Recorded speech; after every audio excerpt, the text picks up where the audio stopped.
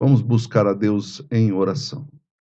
Graças te rendemos, Senhor, pela noite fria. Graças te rendemos também porque o Senhor tem cuidado de nós, tem nos abençoado e a cada dia nós temos sentido mais e mais o teu amor.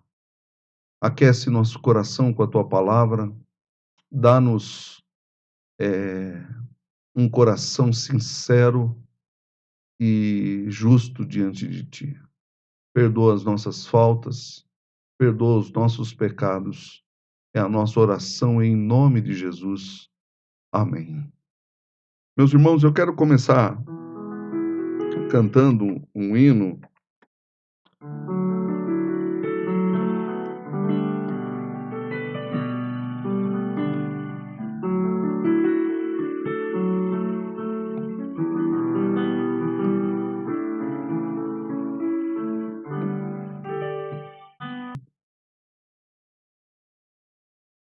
Palavras que em visão vieram a Amós, que era entre os pastores de Tecoa, a respeito de Israel, nos dias do rei Uzias, rei de Judá, e nos dias do rei Jeroboão, filho de Joás, rei de Israel, 2 anos antes do terremoto. Ele disse: O Senhor rugirá de Sião, e de Jerusalém fará ouvir a sua voz. Os prados dos pastores estarão de luto, e secar-se-á o cume, o cimo do Carmelo. Assim diz o Senhor: Por 3 transgressões de Damasco, e por 4 não sustarei o castigo, porque trilharam a Gileade com trilhos de ferro. Por isso meterei fogo à casa de Azael, fogo que consumirá os castelos de Ben-Hadad. Quebrarei o ferrolho de Damasco e eliminarei o morador de Biqueate-Aven. E ao que tem o cetro de Bet-Eden e o povo da Síria será levado em cativeiro a Quir, diz o Senhor. Meus amados irmãos, eu quero iniciar nossa mensagem nesta noite falando sobre a 4ª transgressão. É uma expressão que está no texto, mas essa 4ª transgressão são denúncias do profeta Amós com respeito às nações que estão ao redor de Israel. Eu quero iniciar aqui a minha mensagem falando a todos vocês que eu tenho plena certeza de que você jamais iria para um zoológico ver um leão se você soubesse que ele está solto. Por que eu digo isso? Eu digo isso como introdução porque eu preciso captar a sua atenção nesta hora, porque quando um leão ruge, que é o tema aqui, o Senhor rugirá de Sião. É muito fácil a gente falar assim, ai que lindo o rugido do leão, quando ele está preso. Mas quando ele está perto de nós, não é nada fácil, ou não é nada gostoso. Eu tenho certeza que o rugido dele diante de alguém que está alguém que está perto do leão é algo assustador. A vida é tocada por cada um de nós do jeito que dá. Se você olhar, cada um de nós aqui vem levando a vida do jeito que a gente vai, né? E a gente vai tocando a vida, vai tentando acertar em determinados pontos, errar em outros, e com os erros nós aprendemos muitas coisas. As dificuldades vão surgindo e nós vamos, como dizia o meu professor, nós vamos brigando com isso no decorrer da vida. Nós nunca poderemos medir a nós mesmos. Por que eu digo isso? Porque por 2 razões. A primeira, nenhum juiz em santa consciência pode medir a si mesmo. Então, sempre o nosso julgamento de nós mesmos é um julgamento equivocado e problemático. E eu digo isso porque nenhum juiz puniria a si mesmo.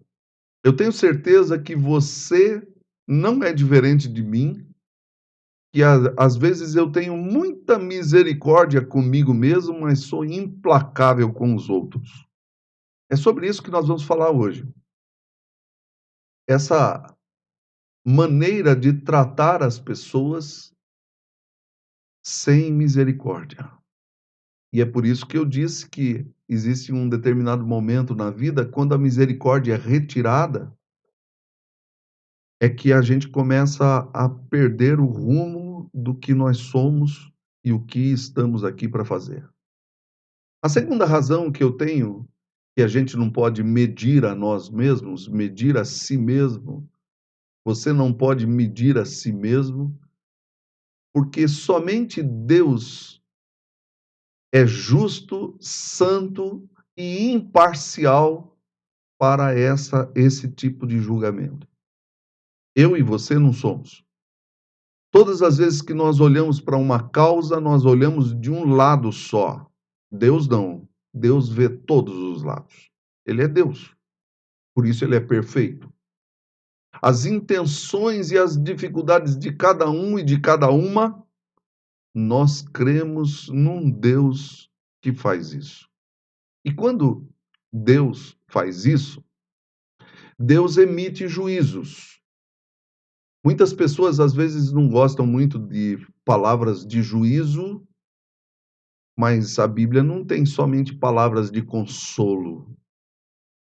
Muitas das vezes a Bíblia mais diz o que nós somos como um espelho e ela reflete os pecados dos homens e os juízos de Deus.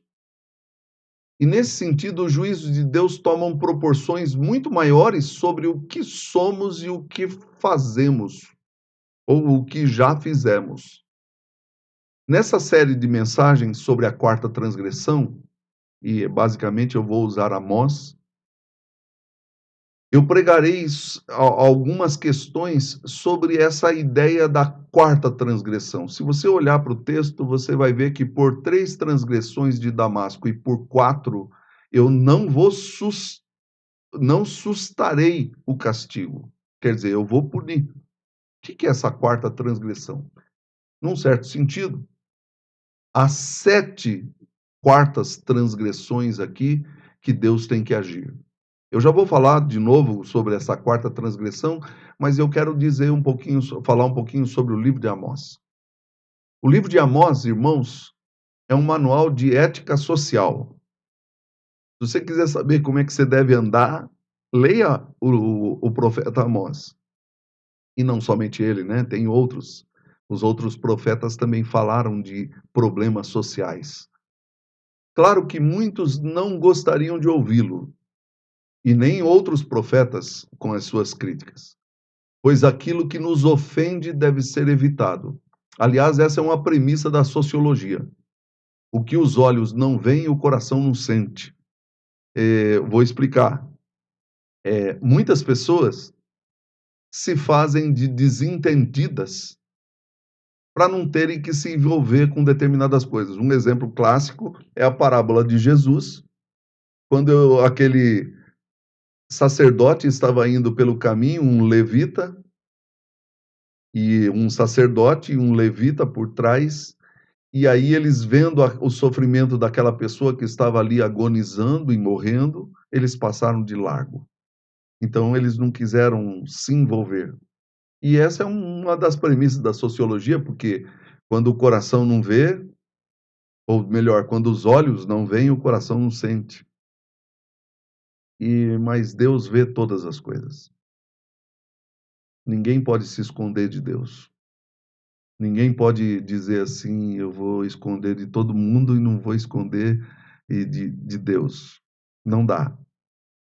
Deus é o único ser que conhece todas as coisas. E a Bíblia nos diz que quando você começa a ouvir determinadas coisas, a palavra de Deus nos acusa. ela nos mostra que nós somos pecadores e que nós precisamos desse Deus para nos endireitar, nos corrigir. Eu tenho certeza que correção ninguém gosta, porque isso envolve dor, às vezes, e sacrifícios e mudanças. Con Continuando, muitos se fazem de desentendidos com as críticas da Bíblia. Eu não sei se você já fez isso, mas quando Deus está falando é com você, comigo, não é com o outro. E aí algumas pessoas falam assim: "Ah, se aquele fulano estivesse aqui", não, aquele fulano não está aqui, que a hora dele ainda não chegou, mas agora é a hora sua. Talvez seja esse o teor da mensagem de Amós. A psicologia, eu falei da sociologia, agora falar da psicologia, diz que quando você fala mal dos outros, você desvia a atenção sobre si mesmo, de todo mundo, e você começa a viver uma vida em que você sempre coloca em evidência o próximo. Eu não sei, nós estamos vivendo em tempos muito estranhos. Eu quero recordar aqui com vocês algo que aconteceu há poucas semanas atrás. Um juiz desembargador, eu não vou dizer o nome dele, que talvez a mídia social caia em cima de mim, mas todo mundo sabe de quem eu estou falando. Estava sem máscara, desobedecendo e maltratou um guarda municipal, um homem simples. E a gente tem visto esse tipo de atitude em várias pessoas. Talvez você diga assim: "Pastor, eu não faço isso". Mas o que eu quero tratar hoje, meus amados irmãos, é que a vida vai levando a gente e a gente vai ficando tão massacrado por ela, tão cauterizado por ela, que a gente começa a se tornar insensível. O que eu chamo a atenção aqui é para a misericórdia que lhe foi dada. Deus um dia enviou o seu único filho para morrer na cruz por pecadores como nós. Como que eu posso continuar a ser do mesmo jeito? É isso. Amós, ele pregou entre dois reis, o rei Uzias e o rei Jeroboão. Um era do reino do norte, chamado Reino de Israel, e o outro era o reino do sul, chamado Reino de Judá. Para quem não sabe, Israel, nesse período, estava rasgado, os dois grupos separados por causa de política, religião e uma série de questões que Deus tinha trazido o mesmo povo para a mesma terra. Numa variação de reis bons e reis maus, isso foi gerando uma série de coisas que vão acontecendo no meio de Amós. E Amós se levantou como um profeta um pouquinho antes de Isaías. Provavelmente ele foi também contemporâneo de Oséias, de Jonas, que pregou lá em Nínive. Mas esses profetas, cada um tinha suas características, e Amós tinha características da sociedade de onde ele vivia. Ele era apenas um boiadeiro, alguém que lida com gado, mas que foi chamado por Deus para pregar a palavra do Senhor e endireitar aqueles homens e a chamar a atenção deles de que Deus vai punir.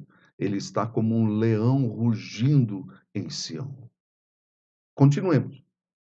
Quando você se depara aqui com esse texto, Amós capítulo 2, versos 6 e 7, nos diz assim: assim diz o Senhor, por 3 transgressões de Israel e por 4, eu já vou falar da quarta transgressão, eu não sustarei o castigo, porque os juízes vendem o justo por dinheiro e condena o necessitado por causa de um par de sandálias. Suspiram pelo pó da terra sobre a cabeça dos pobres e pervertem o caminho dos mansos. Um homem e seu pai coabitam com a mesma jovem e assim profanam o meu santo nome. O que Deus está dizendo aqui é que os pobres, os mais humildes da época de Amós, eram menosprezados e as pessoas pisavam em cima deles. Isso tem tudo a ver com o que nós estamos falando aqui nessa noite. Quando a misericórdia vai embora, a quarta transgressão que Deus tem que punir. E quando você olha para isso, Amós capítulo 5, verso 10 diz assim: aborreceis na porta os que vos repreende e abominais o que fala sinceramente.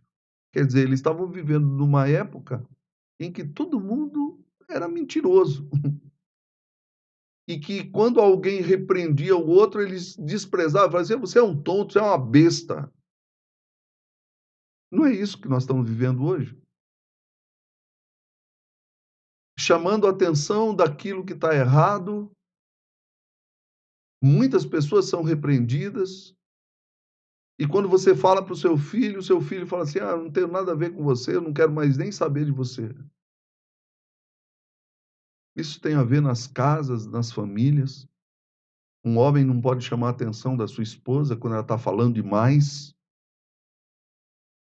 E a gente vai se acostumando com essa insensibilidade de maltratar os outros com palavras e até mesmo com ações. Para que os irmãos entendam o juízo de Deus sobre isso, nós vemos que os pensamentos daqueles dias não eram muito diferentes dos pensamentos de hoje. Todo mundo quer ganhar, todo mundo quer viver, todo mundo quer andar bem, mas não está nem aí com os outros que precisam tanto de ajuda. A gente desconta dizendo assim: não, mas ele merece isso. Eu falo assim: você merece alguma coisa? Ou tudo que você tem e o que eu tenho é graça de Deus? Nesse sentido, meus amados irmãos, essa pandemia,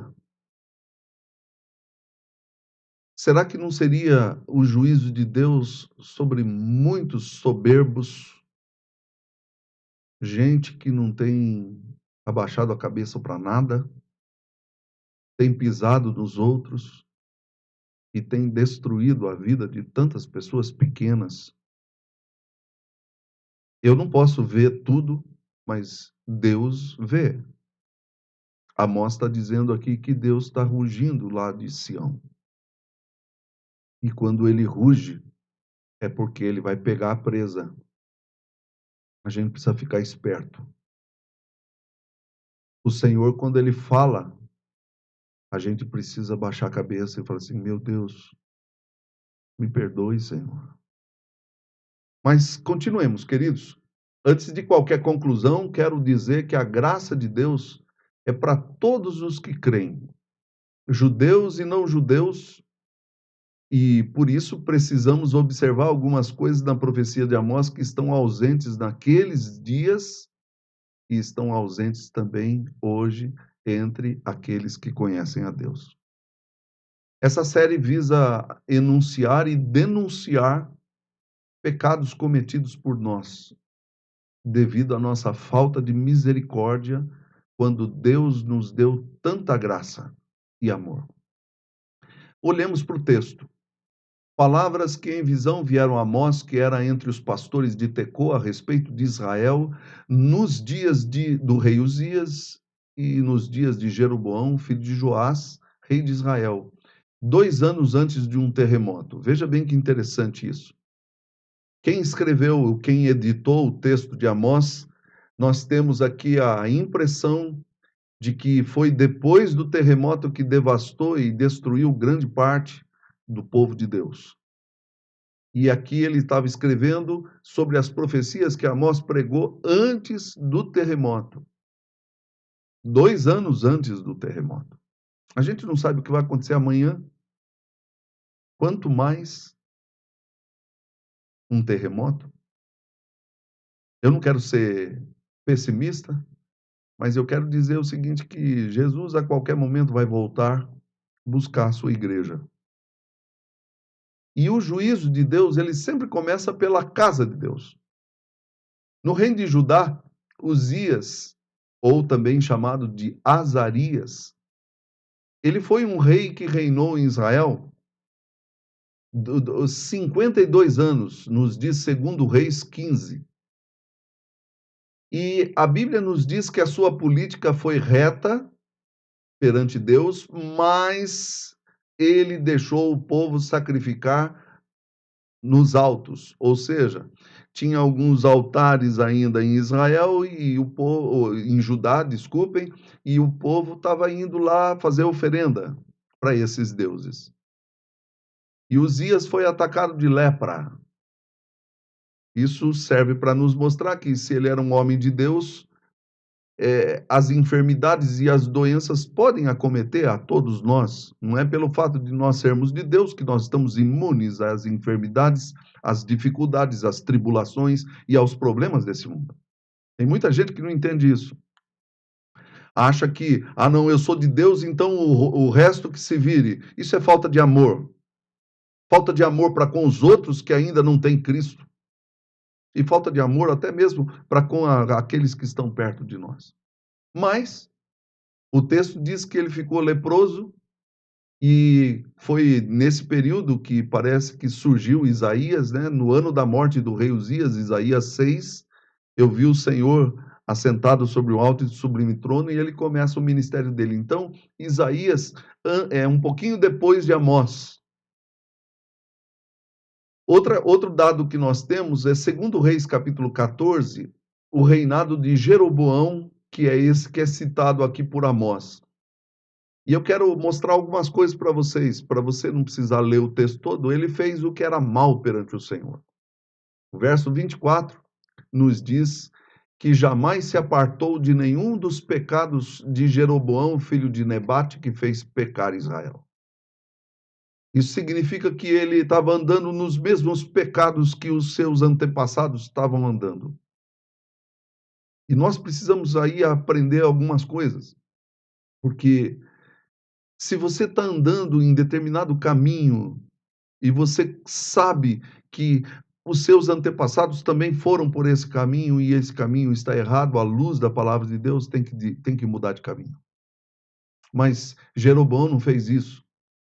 O texto nos diz que ele restabeleceu os limites de Israel desde a entrada de Amate, na Síria, até o mar da planície.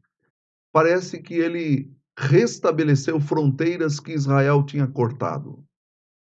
E aqui são ações políticas que estão em voga, porque as ações políticas geralmente geram opressão, problemas e dificuldades.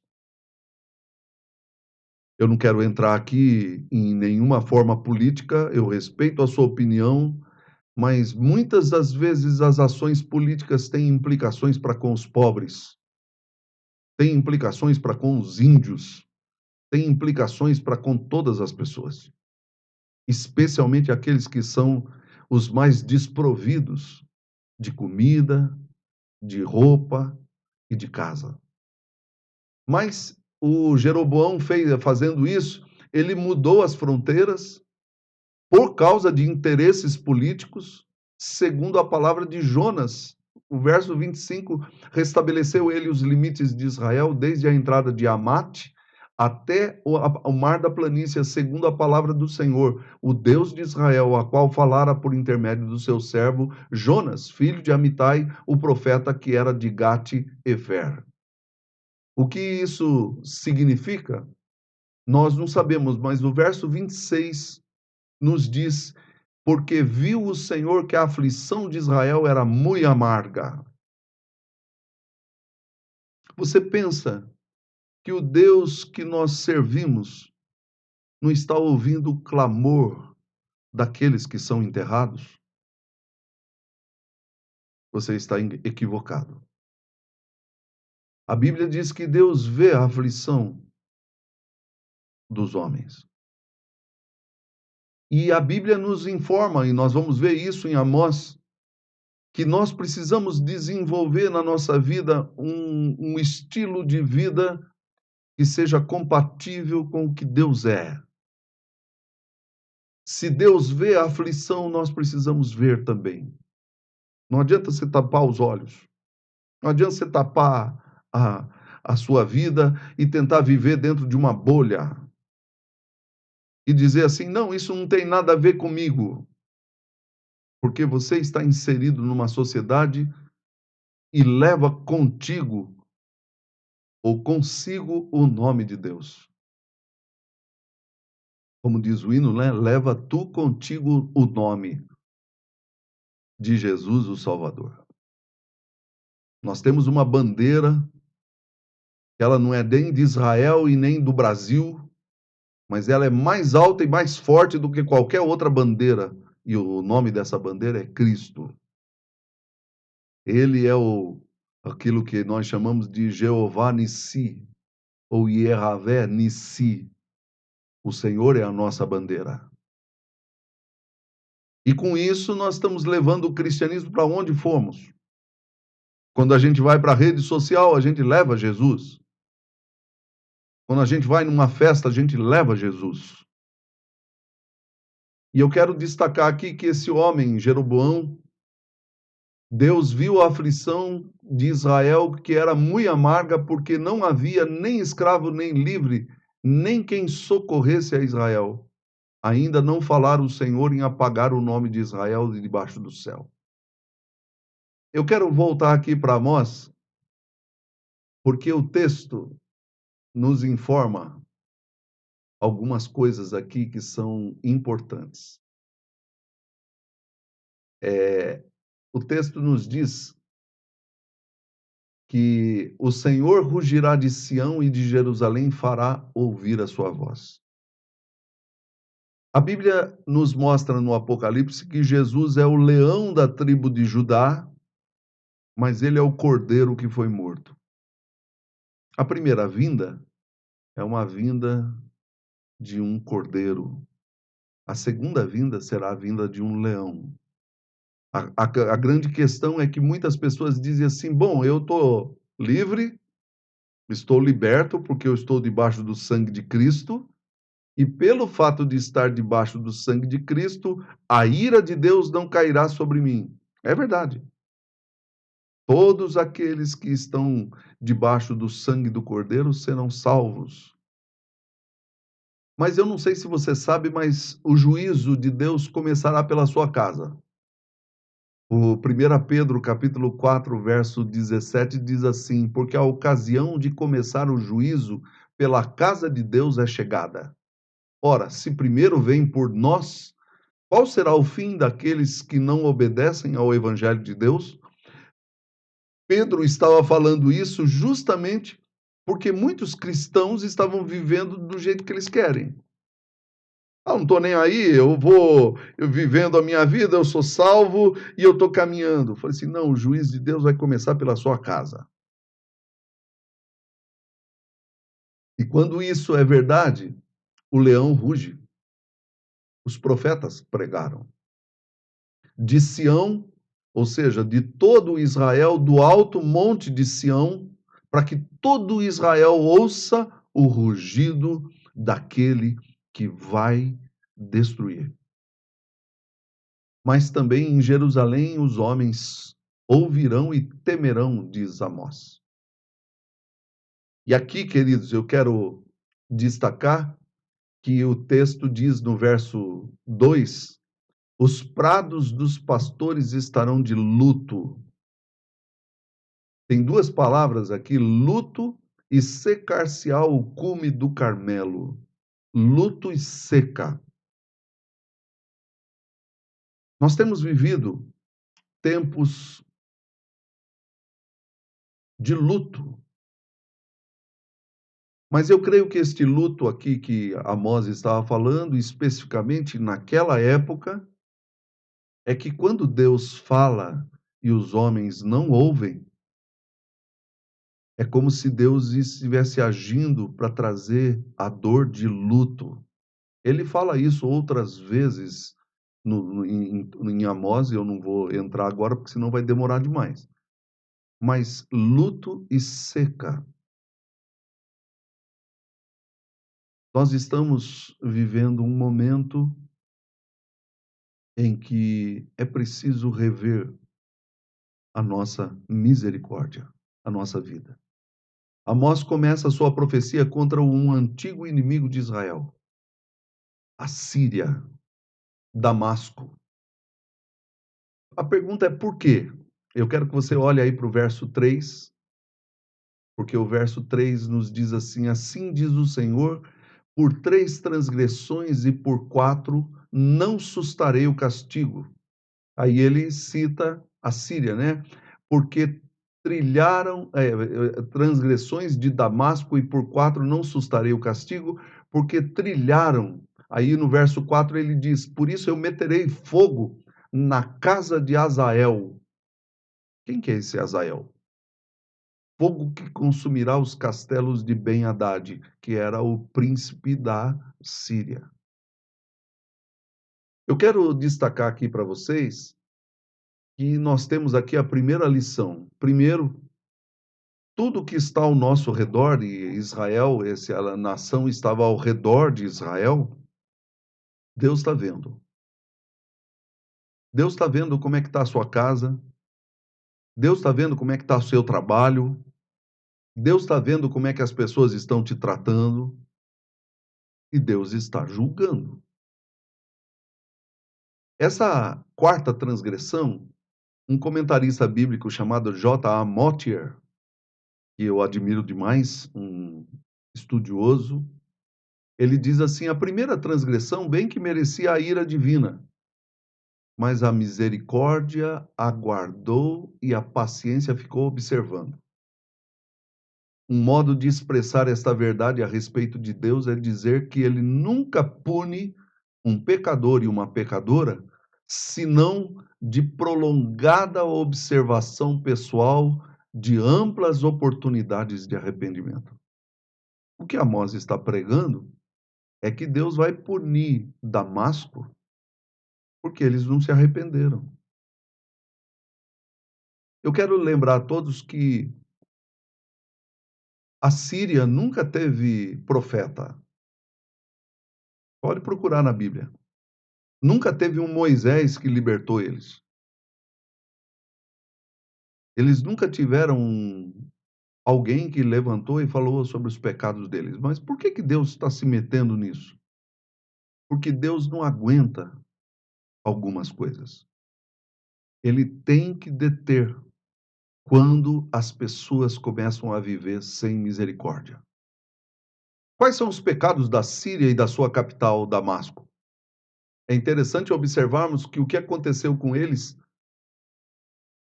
mudou a atitude de Deus. E aqui nós não sabemos tudo, mas Deus estava lendo.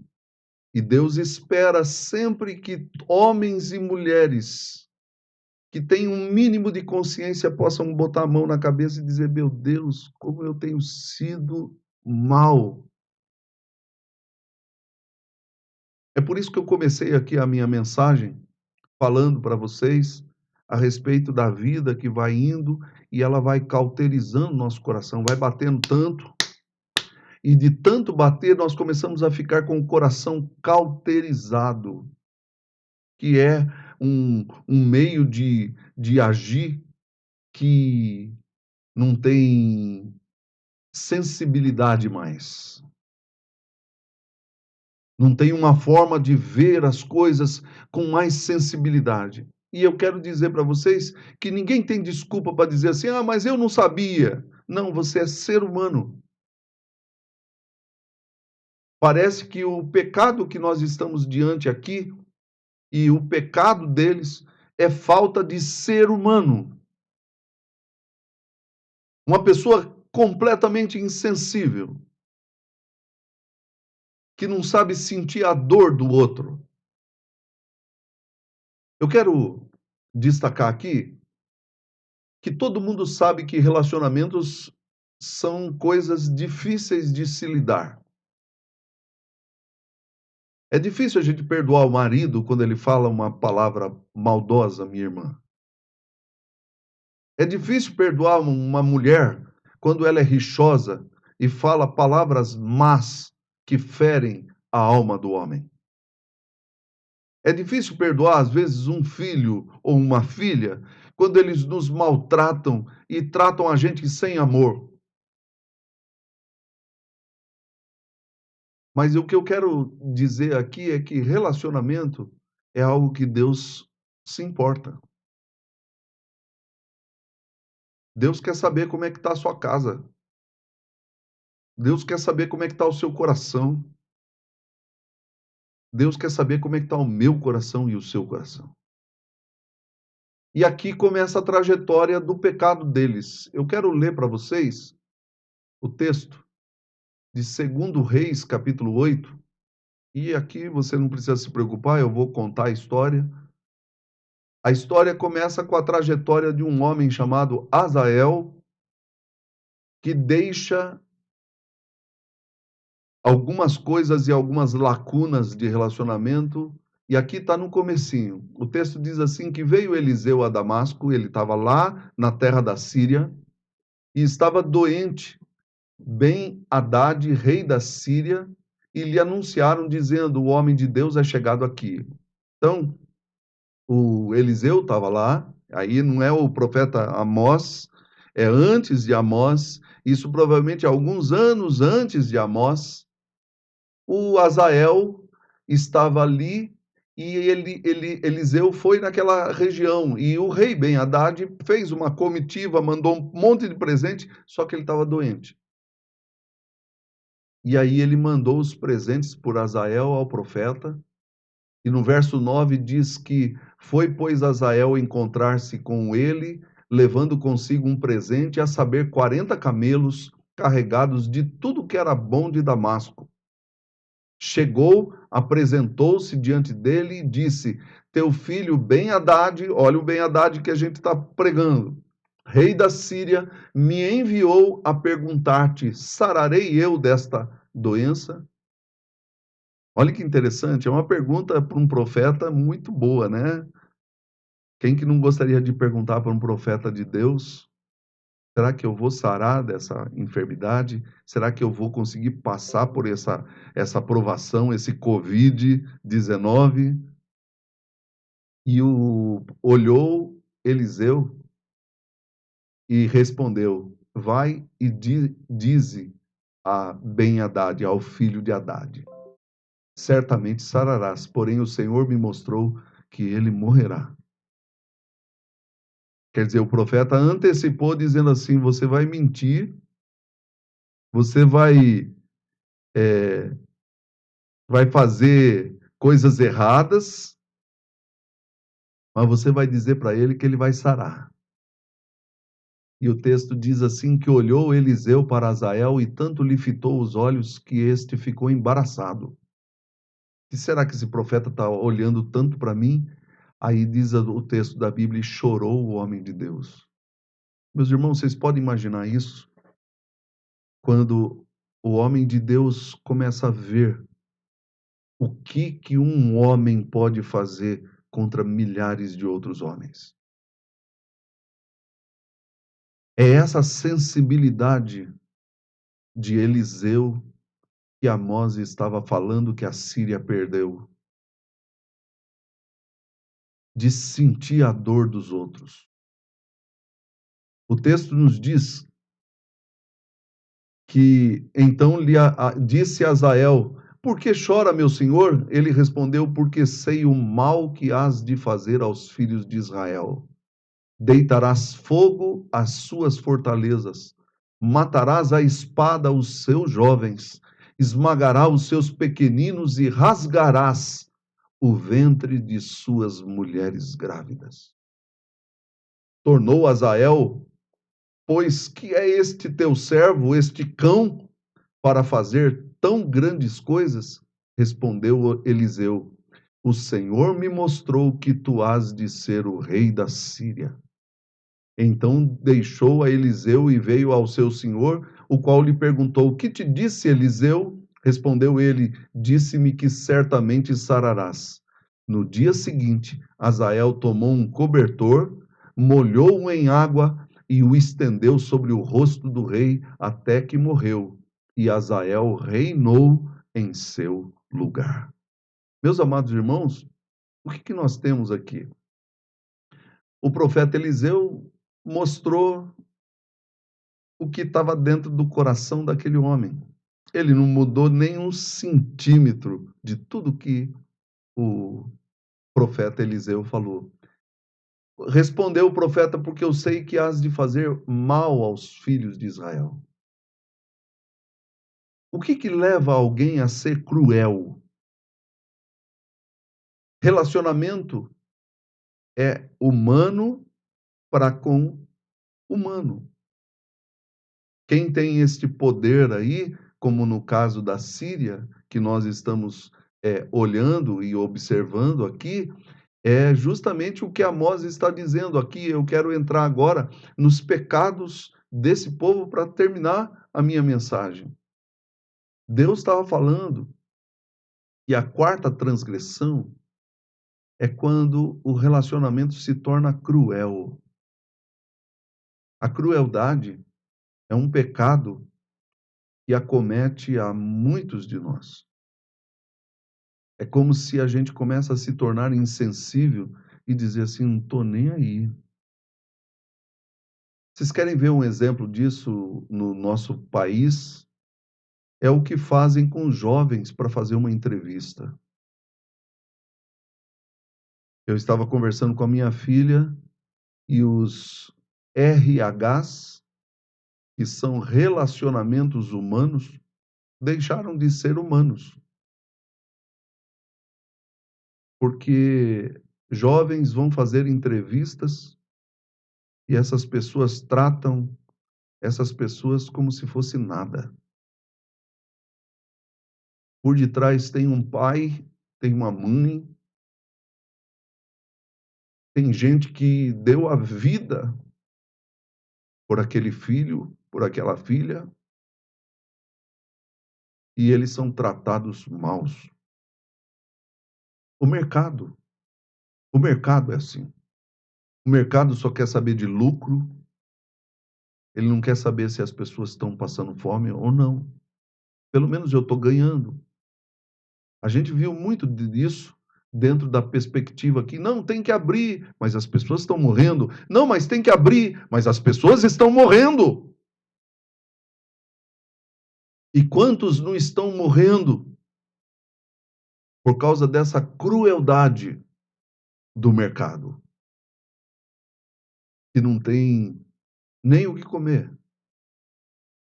Isso vai criando na gente uma perspectiva meio de morte, de luto, de seca e de falta de amor e de misericórdia para com aqueles que precisam. Eu quero destacar porque o texto diz que Deus olhou para o que Damasco fez com Gileade. Gileade era uma cidade especial do povo de Deus. Eles entraram em Gileade com trilhos de ferro. Eu quero lembrar a todos vocês que trilhos de ferro a gente passa em cima de vegetal, de grãos, não de gente. Isso tem a ver com a maneira como eu trato meu pai, como eu trato minha mãe, como eu trato meu irmão, como eu trato alguém que eu não gosto. Quantas pessoas estão vivendo hoje dentro dessa ideia cruel e a falta de misericórdia? Como se eu estivesse assim, eu sou por cima e por isso eu piso em você. A gente vê isso às vezes até mesmo dentro de igreja. A gente vê isso às vezes até em relacionamentos de presbíteros, de diáconos, de membros de igreja, de pastores que pisam nos outros. O juízo de Deus começa pela casa de Deus, irmãos. O que leva alguém a ser cruel? Já por ser humano, eu sou igual. Eu não tenho direito de maltratar alguém por causa da cor da pele. Por isso que esse respeito tem acabado no nosso país. Os juízes, muitas das vezes, dão causas não para os pobres, mas somente para os ricos. Você pode perceber que rico sempre tem tudo aqui no Brasil. E você pensa que o Deus lá do céu não está vendo? Que tem um monte de gente na rua passando fome e muitas pessoas dão de ombro dizendo: não estou nem aí.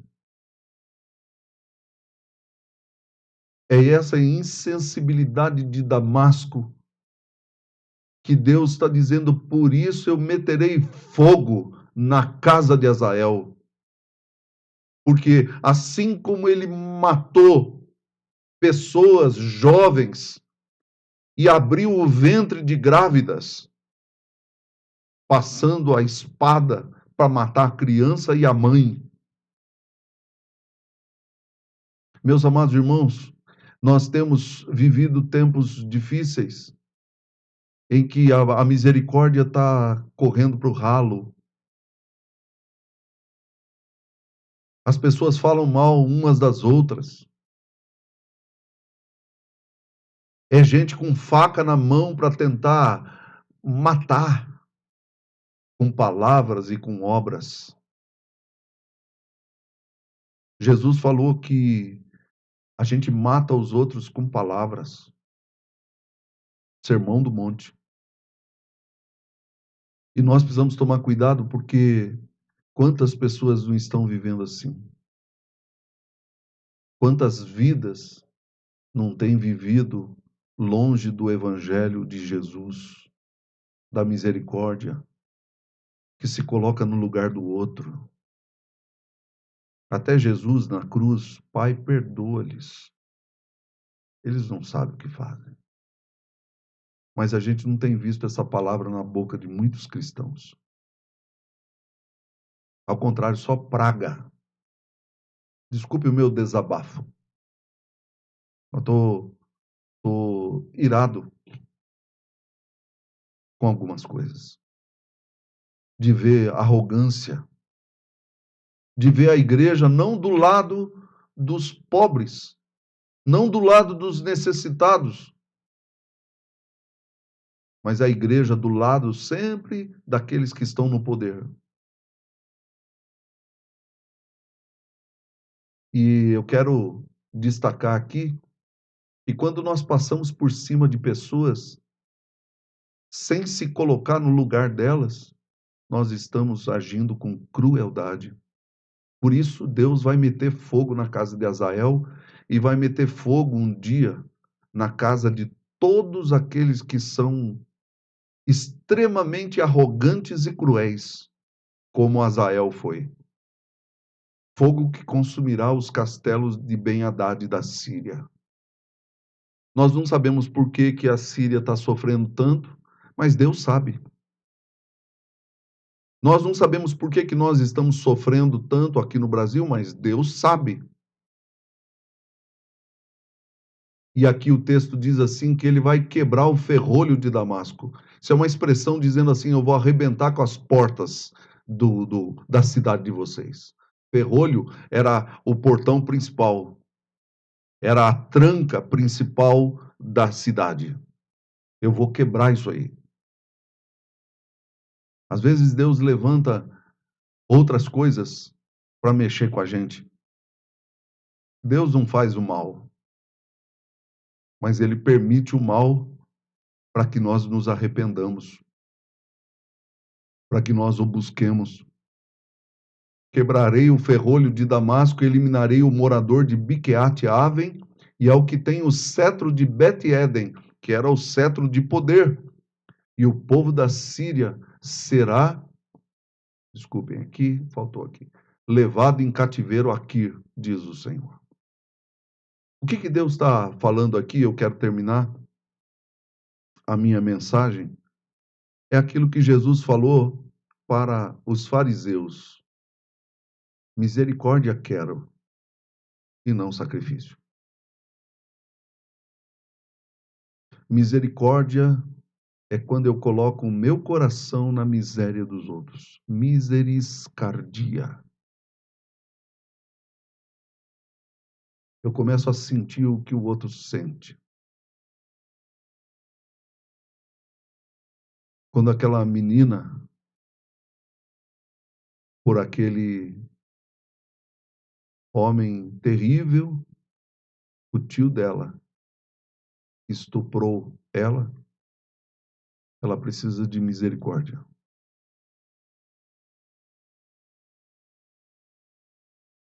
Aquele homem precisa se arrepender dos seus pecados. Porque senão o fogo de Deus vai consumi-lo. E não somente ele, todos os que não se arrependem. Eu quero terminar, meus queridos irmãos, contando para vocês uma parábola de Jesus. Não é uma parábola, é um conto. Que certa vez chegaram para Jesus dizendo assim: mestre, você viu o que aconteceu lá com adoradores? Estavam diante de Pôncio Pilatos e os soldados de Pilatos mataram e misturaram o sangue deles com os dos adoradores. Jesus olhou para eles e diz assim: vocês pensam que aqueles homens que morreram eram mais pecadores do que todos vocês? Pois eu digo para vocês, não eram. Se vocês não se arrependerem, vocês vão perecer. Essa é a minha palavra dessa noite. A quarta transgressão, a crueldade que pisa sobre a vida dos outros,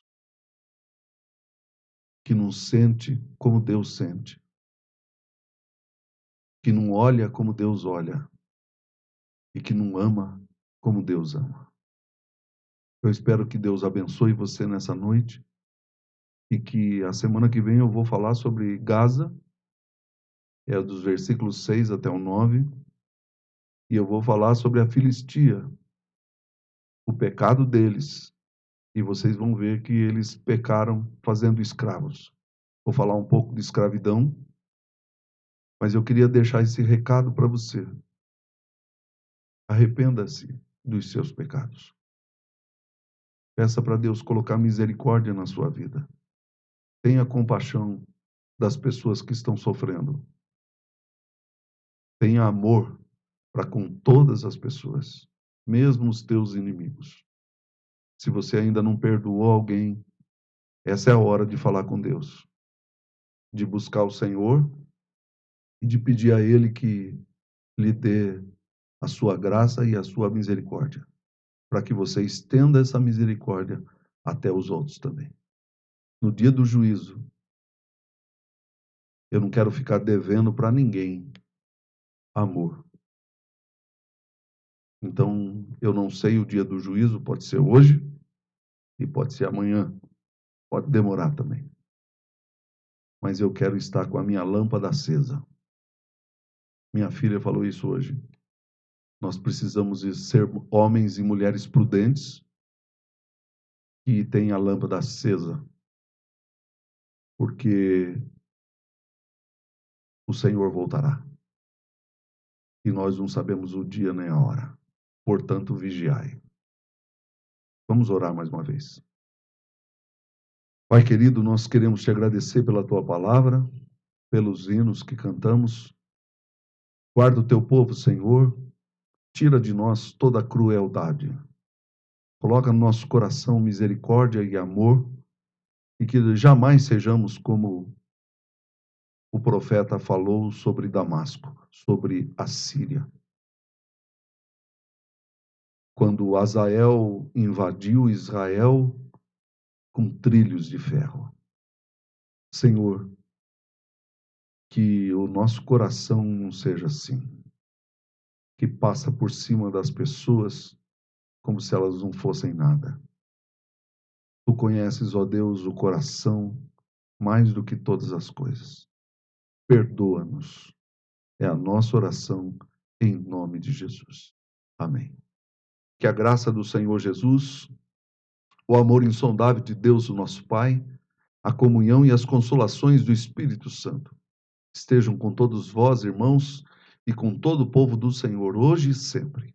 Amém. Uma boa noite a todos, fiquem com Deus, e eu peço desculpas aí, mas a internet está impossível, no YouTube está impossível, mas seguimos em frente com a graça de Cristo. Amém. Fiquem com Deus.